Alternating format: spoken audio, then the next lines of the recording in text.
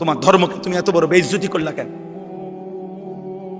তোমার রাসূলকে তুমি এত বড় বেইজ্জতি করলা কেন?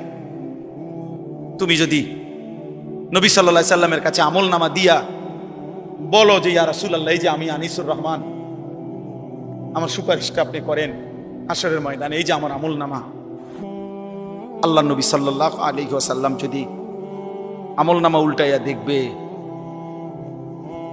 আর বলবে, হায় আনিসুর রহমান, 6 মাস 1 বছর কোনদিন ফজরের নামাজ পড়ল না।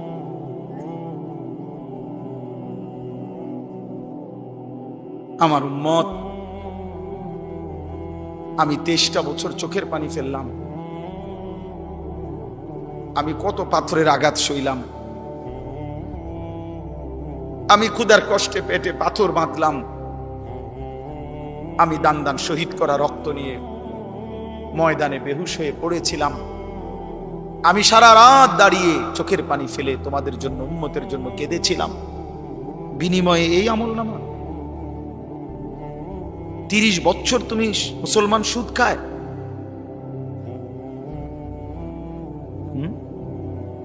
30 বছর 40 বছর সুদ খায়।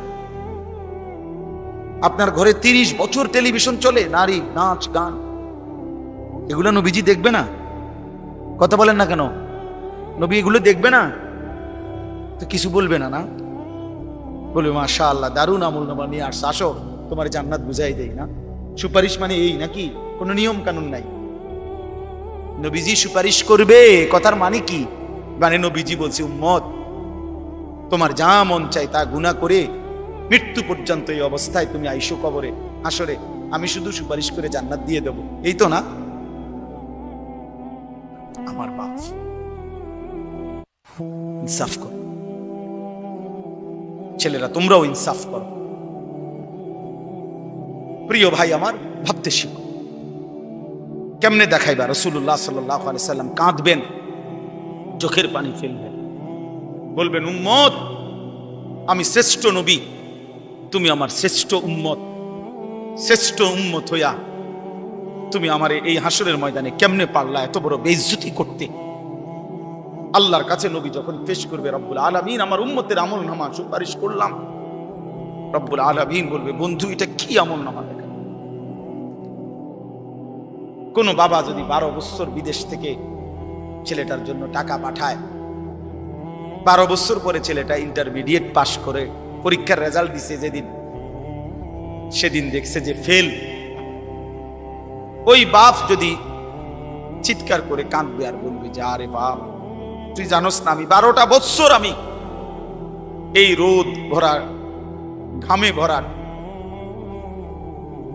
বিদেশের মধ্যে থাইকা টাকাগুলো রোজগার করে, বিশ্বাস করেন জানেন না, আমি হজ্জের সফর থেকে আসছি, অল্প কয়দিন হয়, ঠিক এই গত মঙ্গলবারে, আজকে মঙ্গল, জিমু আনফুসাকুম, ইমানদার মুমিন নিজেকে মজবুত ভাবে ধরো। ইয়া আইয়ুহাল্লাযীনা আমানু কু আনফুসাকুম ওয়া আহলিকুম নারা, আল্লাহ বলছে, হে ইমানদার, নিজেকে জাহান্নামের আগুন থেকে বাঁচাও এবং পরিবারের সদস্যদেরকে জাহান্নামের আগুন থেকে বাঁচাও।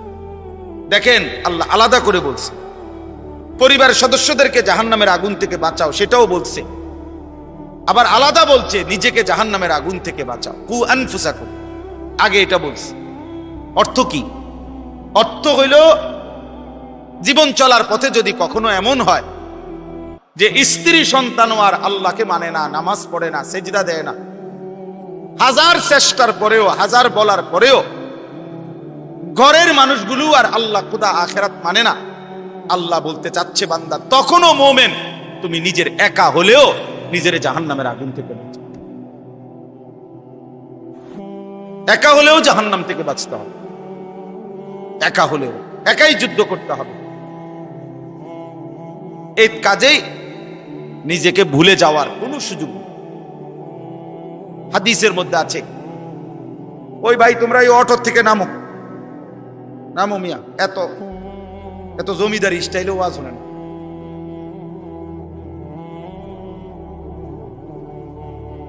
জি তাইলে এটা জরুরি। হযরত হুযাইফা রাদিয়াল্লাহু তাআলা আনহু একজন সাহাবী, হুযাইফা অনেক বড় সাহাবী। তো উনি একদিন নবীজি সাল্লাল্লাহু আলাইহি সাল্লামকে জিজ্ঞেস করে, যাদেরই বসার সুযোগ হয় বসলে ভালো, বসলে বরকত হয়। যদি একান্ত বৃষ্টির কারণে, কাদার কারণে বসতে নাই পারলা তো ঠিক আছে, তাহলে দাঁড়ায়। নাই তো বসার সুযোগ থাকলে বসে শুনলে বরকত হয়। আল্লাহর কথা বসে শুনলে বরকত হয়, মনোযোগ হয়, দিল জমে। এজন্য আমি সবাইকে বলতেছি, এদিকটা যদি কষ্ট হয়, যদি কোনো কিছু না থাকে তো ব্যবস্থা করে দেন আপনারা আয়োজকরা। না হয়তো জুতার উপরে বসো, বসা কোনো না কোনো ভাবে। যাদের ফ্যান বেশি সি ফাইটারে টানা দিয়া দাও বই। অনেকের আবার সিফার কারণে বই তারা, তুমি শুইয়া লাও দরকার। মাশাআল্লাহ, মাশাআল্লাহ। হযরতে হুযাইফা রাদিয়াল্লাহু তাআলা আনহু বলেন, নবীজি সাল্লাল্লাহু আলাইহি সাল্লামকে জিজ্ঞেস করছে, ইয়া রাসূলুল্লাহ, লম্বা হাদিস, এর মধ্যে একটু শুধু বলতেছি আর কি। তিনি বলেন যে, ইয়া রাসূলুল্লাহ, আমি যদি জীবন চলার পথে কখনো এমন হয় যে আমি আল্লাহর দ্বীনের উপরে চলতে গিয়ে আমার সাথে আর কেউরে পেলাম না, সবাই আল্লাহর নাফরমানিতে লিপ্ত, কাউরে আর পাচ্ছি না, তখন আমি একা কি করব?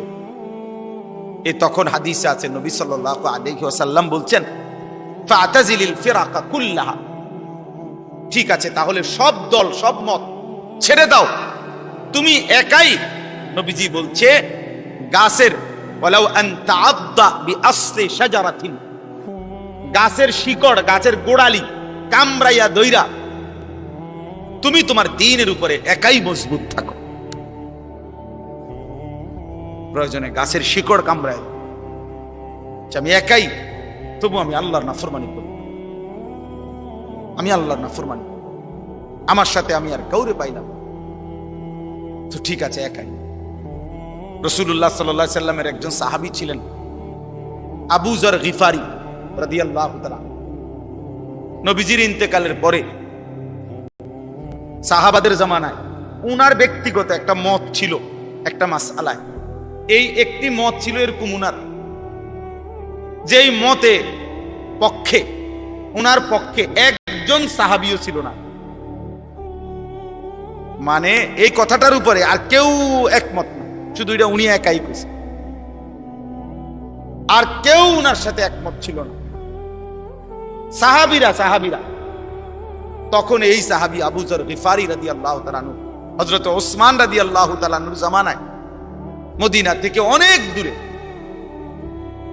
দূরে 300 কিলোমিটার আরো বেশি হবে, একেবারে নিভৃত একাকী একটি এলাকার মধ্যে, শুধু একা, উনি একাই সেখানে চলে গেছেন এবং সেখানেই উনার ইন্তেকাল হয়েছে। একাকিত্ব জীবন গ্রহণ করছে, রাবাজা নামক জায়গার মধ্যে চলে গেছেন। তো এটা অনেক বড় মাসালা, এই জন্য আমি মাসালাটা কইলাম না, মানে এটা লইয়া যেহেতু আমার এখন আলোচ্য বিষয় না। বলার উদ্দেশ্য শুধু এইটা, এক মুমিনের হিম্মত হবে এটা, যে পৃথিবীতে আমি যদি আর কেউ, না এটা দরকার নাই আপনাকে, মানে এটা প্রয়োজনীয় না, আপনাদের বুঝার বিষয় না, আর এর লাগে কইলাম। তো মানে প্রয়োজন, শুধু এই কথাটা উদাহরণ দিছিলাম আর কি, এই কথাটা দেখানোর জন্য যে জীবন চলার পথে যদি ইমানের উপরে থাকতে গিয়ে, ইসলামের উপরে থাকতে গিয়ে, আল্লাহর দ্বীনের উপরে থাকতে গিয়ে আমি একাও যদি হয়ে যাই, তো আমাকে একাই কি করতে হবে? আল্লাহর দ্বীনের উপরে। আমি আর একজনে কি ইরমু, সমাজের এই দশা, 10 জনের এই দশা, আর আমি একলা কিতা করবো হুজুর? 10 জনের যে গতি আমারও সেই গতি, এটা কোনো কথা হইতে, এইটা বুঝাইতে চাচ্ছে, এটা কোনো মুমিনের কথা। রাসূলুল্লাহ সাল্লাল্লাহু আলাইহি সাল্লামের একটা যুদ্ধ ছিল, হুনাইনের যুদ্ধ, নবীজির জামানায়। মক্কা বিজয়ের পরে নবীজি একটা যুদ্ধ করছিলেন 12,000 সাহাবী নিয়ে, মাত্র 4,000 কাফেরের মোকাবেলায়। যুদ্ধ শুরুতে 4,000 কাফেরের আক্রমণে 12,000 সাহাবী একসাথে যুদ্ধের ময়দান ছেড়ে দিয়েছে, ছিন্ন ভিন্ন হয়ে গেছে। এই 4,000 কাফেরের অতর্কিত আক্রমণে পুরা ময়দান থেকে যখন সিটটা বিটটা গেছে, 12,000 সাহাবী হুনাইনের যুদ্ধে হাদিসের মধ্যে আছে, তারিখের মধ্যে আছে, ওই সময় একা আল্লাহ নবী সাল্লাল্লাহু আলাইহি সাল্লাম ওই যুদ্ধের ময়দানে একাই তিনি দাঁড়িয়েছিলেন এবং নবী সাল্লাল্লাহু আলাইহি সাল্লাম কাফেরদের দিকে তাকিয়ে বলছিলেন এবং সাহাবীদের দিকে তাকিয়ে একটা কথা বলছেন, দুই দিকে দুইটা কথা বলছে। সাহাবীদেরকে ডাক দিয়ে বলছে, আনা নবিয়্যুলা কাযিব, সাহাবীরা শোনো, আমি নবী, আমি মিথ্যুক নই, আমার উপরে আল্লাহর সাহায্য আসবেই, তোমরা ফিরে আসো। আর কাফেরদের দিকে তাকাইয়া বলছে, আনা ইবনু আব্দুল মুত্তালিব, আমি আব্দুল মুত্তালিবের বংশের সন্তান,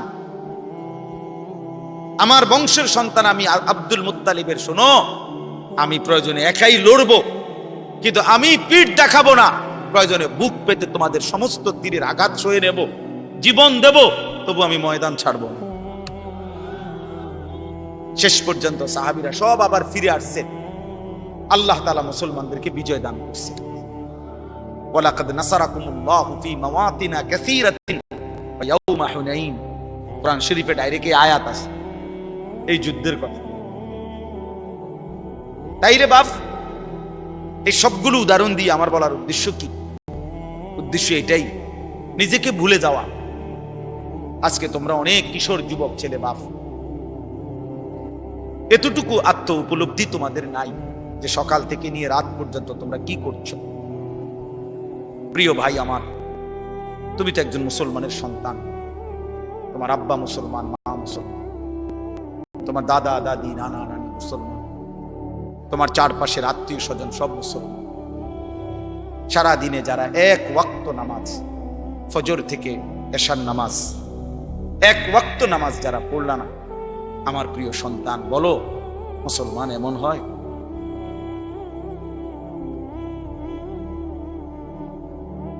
বলো ভাই, রাত অনেক হয়েছে, যেভাবেই হোক, আসলে আমরাও সময়টা আন্দাজ করতে পারি নাই, যার কারণে আমারও টার্গেট ছিল না এত রাত হবে। আর এই যে বলছে ভাই দুঃখের কথা, কি আমি আসলে আরো রুম আছিল, উনি ইচ্ছা করলে বইতে আসতো, ভিডিও বইছে না, এটা আমার উপরে চাপাই দিছে।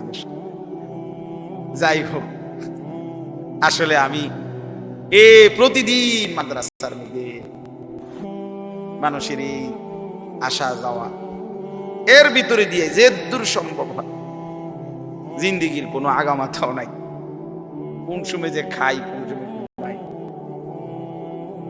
অনেক কিছুই এলোমেলো, আমার ঠিক মতো গুছাইতারি না অনেক কিছু, ছুটছি তো ছুটছি। তো এই রাত গভীরে আমার প্রিয় ভাই বাবা, বিশেষ করে নওজোয়ান, তোমরা ইনসাফ করো ভাইয়া, ভাবো এতটা আত্মভোলা কেমনে হইলা যে এক ওয়াক্ত সেজদা দিলা। সারা দিনে রাতে দিন রাত যারা মোবাইলে নারী দেখো, ছবি দেখো, উলঙ্গ দৃশ্য দেখো, দিন রাত এই এক কাজে আছো। প্রিয় ভাই আমার, সন্তান আমার, এক মানুষকে আল্লাহ তাআলা সৃষ্টি করেছেন শুধুই নারীর জন্য, মানে এই শুধু একটা নারী, একটা মহিলা, একটা বেডি, এটাই জীবন। তুমি বুঝি এই বেডির লগে শুয়ে থাকার জন্য? নারীর দ্বারা অবৈধ যৌন চাহিদা, তোমার লজ্জাস্থানের যে চাহিদা, শুধু এইটা পূরণ করা, এর জন্যই পৃথিবী, এর জন্যই এমন সুন্দর হায়াত, এই রাত, এই দিন, এই সূর্য চন্দ্র, এই আলো বাতাস, এই রোদ বৃষ্টি, এই পৃথিবী, এই কায়নাত আল্লাহ তাআলা শুধু তুমি নারীর পিছনে ছুটবা, এর জন্যই বানাইছেন। তো কি করলা? ইনসাফ করো ভাইয়া, একজনই ভাবো, একটা ছেলেই ভাবো, একজনই ভাবো, এটা কোন ইনসাফ হইতে পারে? দিন রাত মুসলমানের ঘরে জন্ম নিয়ে, মুসলিম হয়ে, চুলের উপরে সারা দিন ফ্যাশন, এটা বুঝি একটা কথা হলো? আমার ভাই বলো, এটা বুঝি একটা কথা হলো? তোমারে বুঝি আল্লাহ বানাইছে শুধু এই সারাক্ষণ চুল এটার ফ্যাশন করবা, বিভিন্ন মডেলে চুল কাটবা, এই নিয়ে ব্যস্ত থাকবে? এত ফালতু কাজে আল্লাহ মুসলমানকে বানাইছে? তাইলে সারাদিন কি করবে? গত এক সপ্তাহে কি করলাম, গত এক বছরে কি করলাম? বলো ভাই, বলো, চারিদিকে হত্যা, খুন, ধর্ষণ, নির্যাতন, পরকীয়া, স্বামী থাকতে স্ত্রী অন্য নারীতে আসক্ত, স্ত্রী থাকতে পুরুষ অন্য নারীতে আসক্ত। কি পরিমাণ বেড়ে গেছে, কি পরিমাণ অসভ্যতার অস্থিরতা বেড়ে গেছে। আমার 16 বছরের সন্তান, 20 বছরের জওয়ান, আমি তোরে মনে করাই দেই বন্ধু, আগামী 20 বছর পৃথিবীতে তোমারে বাঁচতে হবে, এই সমাজেই বাঁচতে হবে। তুমি এই পৃথিবীর থেকে চাঁদের দেশে যাইতে পারবা না। তাহলে এই সমাজে তোমার মা আছে, তোমার বোন আছে, তোমারও একটা ছোট বোন আছে। এই সমাজে তুমি যাকে আজ হোক কাল হোক বিবাহ করবে, তাহলে এই নারী যদি পবিত্র না থাকে, তোমার মেয়ের নিরাপত্তা কোথায়? তোমার বোনের নিরাপত্তা কোথায়? আগামী দিনে যে তোমার স্ত্রী হবে তার চরিত্রের পবিত্রতা কোথায়? তোমরা সবাই যদি মাতাল হয়ে যাও, তোমরা সবাই যদি মনে করো শাহওয়াত, নারী ছবি, অস্থিরতা, বেহায়াপনা এরই নাম জীবন, তাহলে এই সমাজেই তো বাঁচতে হবে তোমরা, এই সমাজেই তো বাঁচতে হবে তোমরা। তো তোমরা যদি নিজের হাতে নিজের ক্ষেত, নিজের ফসল, নিজের সমাজ, নিজের এলাকা যদি এভাবে তছনছ করে দাও, নষ্ট করে দাও, তো একটি নিরাপদ সমাজ কেমনে পাইবা ভাইয়া? কে এনে দিবে উত্তম সমাজ? কে এনে দিবে? 9 বছরের মেয়ে বাচ্চা যদি নিরাপত্তা না পায় যেই দেশে, সেই দেশে অধপতন কোথায় গেছে? অধপতন কোথায় গেছে বলে? অসহায় কোন ইমাম মুয়াজ্জিনকে কোনোভাবেই কোন জালেম শেষ পর্যন্ত কোনোভাবেই কোন ইমাম মুয়াজ্জিনকে বেইজ্জতি তো করতে পারবে না। ঘটনার পিছনের সত্য তো আজ কিংবা কাল বের হবেই, এটাই সত্য, এটাই নিশ্চিত, এটাই নিশ্চিত, এটাই নিশ্চিত। আমরা জানি তো সব, বুঝি তো সব। কোন আলেমে দ্বীনকে বেইজ্জতি করার পরিণতি এই পৃথিবীতে কখনোই কারোর জন্য ভালো হয় নাই, কেউ ভালো হয়। আমরা কিতাবে পড়ছি, আলেমে দ্বীনের রক্ত বিষের মতো, বিষ লাগলে যেমন মরে যায়, কোন আলেমে দ্বীনের রক্তের সাথে কারো বেইজ্জতি করলে আল্লাহ তাআলা তার ধ্বংস করে দেয়, বরবাদ করে দেয়।